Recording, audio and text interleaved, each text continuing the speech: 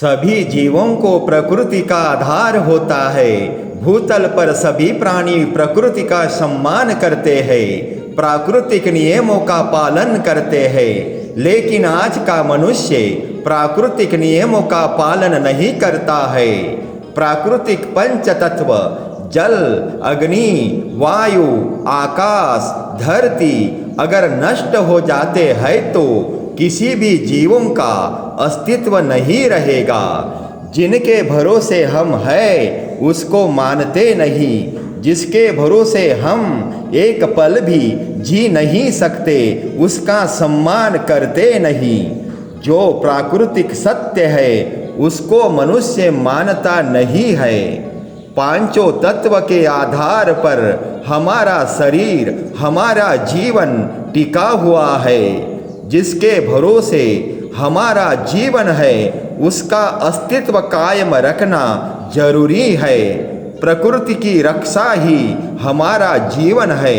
प्रकृति का विनाश ही संपूर्ण जीवों का विनाश है। मंदिरों में रहने वाली पत्थर की मूर्ति क्या देती है?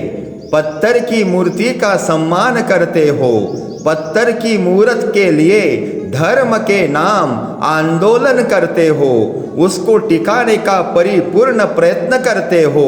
एक पत्थर को टिकाने के लिए क्या कुछ नहीं करते हो? आपकी आस्था है तो जरूर मानते रहो, लेकिन प्रकृति और प्रकृति की देन परमात्मा स्वरूप ही होती है। मन में प्रभाव पड़ने के लिए पत्थर की मूरत होती है। अगर पत्थर की मूरत नहीं रहेगी तो हमारे जीवन में कुछ प्रभाव नहीं होगा। प्राकृतिक बिगाड़ हो जाता है तो हमारा जीवन धोखे में आ जाता है। आप सोचिए, विचार कीजिए, जिस जल के सिवाय हम पल भर भी नहीं रह सकते, जिस सूरज की ऊर्जा के सिवाय हम पल भर टिक नहीं सकते, जिस प्राण वायु के सिवाय हम एक पल जिंदा नहीं रह सकते, अगर आकाश ना रहा तो हमारे मन की गति नहीं रहेगी, धरती ना होगी तो शरीर भी नहीं रहेगा। सभी प्राणी एवं मनुष्य जाति का एक ही भगवान है, एक ही अल्लाह है, एक ही गॉड है, वह प्रकृति है।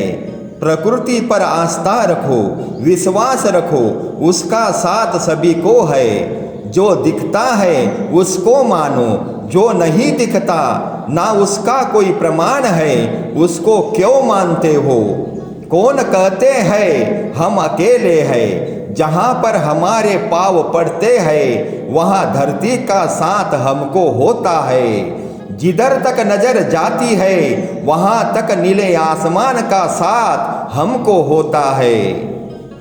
सूरज की ऊर्जा हमारे साथ है, चंद्रमा की शीतलता हमारे साथ है, ग्रह नक्षत्र तारों का साथ हमको है, हमारे बल बुद्धि आत्मविश्वास का साथ हमको है, हमारे अच्छे कर्मों का साथ हमको है, प्रत्येक घड़ी में वायु का साथ हमको है। जब हम मनुष्य और संपूर्ण जीव जल, अग्नि, वायु, आकाश और धरती से बने हैं तो हमको साथ किसका हो सकता है? जो हमारे भीतर अगल बगल में विद्यमान है, क्या वह हमारे भगवान नहीं? क्या वह हमारे माता पिता, गुरु, बंधु, सखा नहीं है? प्रकृति से हमारा नाता है क्योंकि हम प्रकृति से बने हुए हैं। हमको तो प्रकृति के साथ जीना है, अंत होने पर प्रकृति में ही विलीन होना है। इसीलिए प्रकृति से प्रेम करो। सबका नाता प्रकृति से है, लेकिन कोई मानता कहाँ है? आज का मनुष्य प्रकृति को भूल रहा है। आज का मनुष्य प्रकृति के विपरीत कार्य कर रहा है, इसीलिए मनुष्य दुखी है, इसीलिए मनुष्य का अस्तित्व धोखे में है।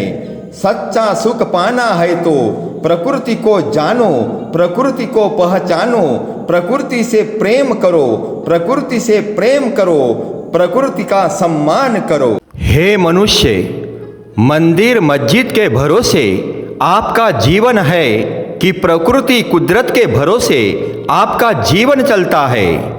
आप विचार कीजिए, मनुष्य से दूसरा भूतल पर कोई बुद्धिमान नहीं है। मंदिर मस्जिद के लिए संघर्ष करते हो, प्रकृति को बचाने कोई मनुष्य सामने क्यों नहीं आता है?